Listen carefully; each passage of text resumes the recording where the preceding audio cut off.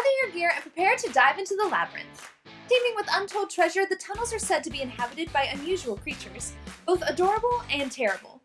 Keep your wits about you as the walls shift in the torchlight. It's time to drop into the dungeon. Welcome to Dungeon Drop. Dungeon Drop is a lighthearted competitive game for 1 to 4 players from Phase Shift Games. Players assume the role of a brave hero, taking turns exploring, using their abilities, and looting rooms in an ever-changing dungeon. Will your hero return with the most treasure and win the queen's favor? Or will your hero be a toasty snack for the dragon? Let's find out in Dungeon Drop.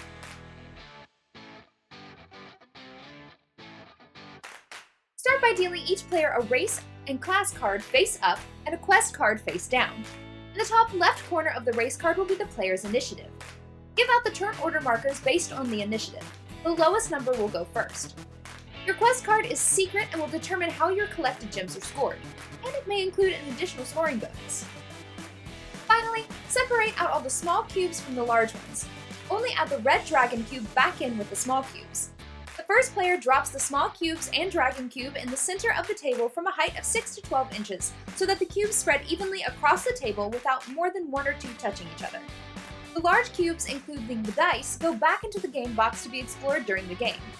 Now you are ready to play.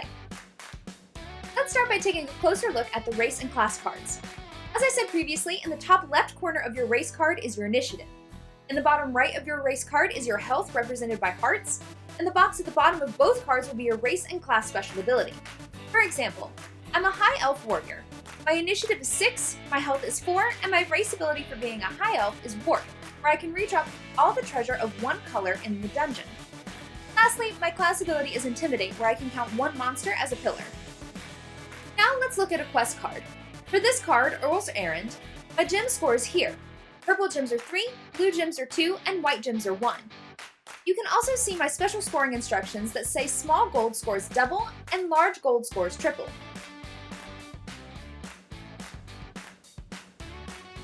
The game takes place over 3 rounds. Each hero will take 1 turn per round and do the following actions in this order: explore, act, loot, end of turn.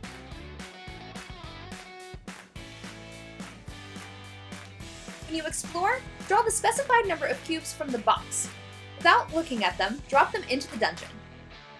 In a 2-player game, draw 6 cubes, in a 3-player game, draw 4, and in a 4-player game, draw 3.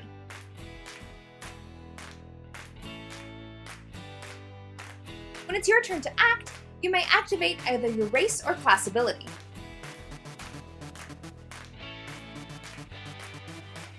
Then it's time to loot. Form a room by selecting 3 gray pillar cubes, and then collect all cubes within or touching that space. You may not form a room that would cause you to collect a pillar or lose your last health point. Place treasure cubes below your character cards in your stash. Monsters are used to cover up your health that they have taken away. Goblins cause you to lose 1 health, trolls 2, and the dragon causes you to lose 8 health, so you may want to collect some shields before you go and try and take it on.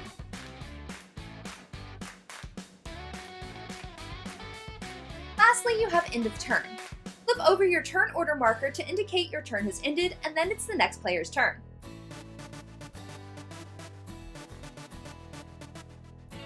Once all players have gone, it's time to weigh your treasure.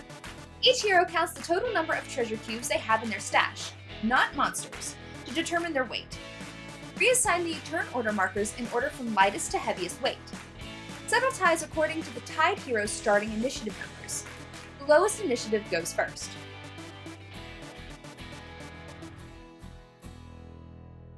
After 3 rounds, it's time to score your treasure. Reveal your quest card. For each key paired with a chest, roll the chest to see how much it's worth. Ignore unpaired chests and keys. Finally, refer to the chart in the book for specific cube scoring details. The hero with the highest total score wins. In the case of a tie, the hero with the highest starting initiative number wins. And that's Dungeon Drop. You can watch us play this and many other board games live Mondays, Wednesdays, and Fridays at 7 p.m. Eastern Standard Time at twitch.tv/boardgamehouse.